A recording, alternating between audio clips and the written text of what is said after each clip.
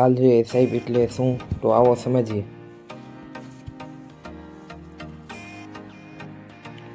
નોલેજની દુનિયામાં તમારું સ્વાગત છે.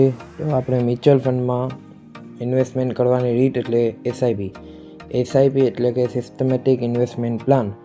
મ્યુચ્યુઅલ ફંડમાં આપણે બે રીતે ઇન્વેસ્ટમેન્ટ કરી શકીએ છીએ, જેમાં પહેલું છે લમસમ અને બીજું એસઆઈપી.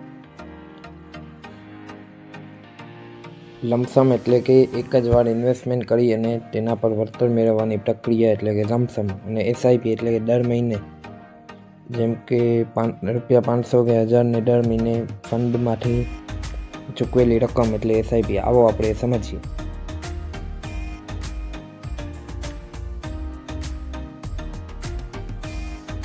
જેમ કે કોઈ વ્યક્તિ દર મહિને ₹500 નું ઇન્વેસ્ટમેન્ટ કરે છે 25 વર્ષ માટે, તો તેને 25 વર્ષ પછી કેટલા રૂપિયા મળે આવો જોઈએ.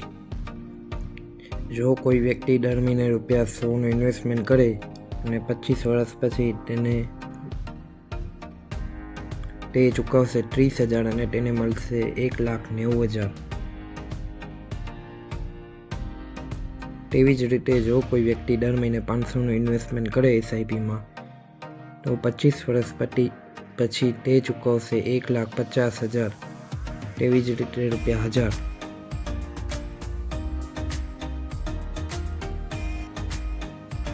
આવા જ અવનવા વિડીયો જોવા માટે સબસ્ક્રાઈબ કરો નોલેજ બોય.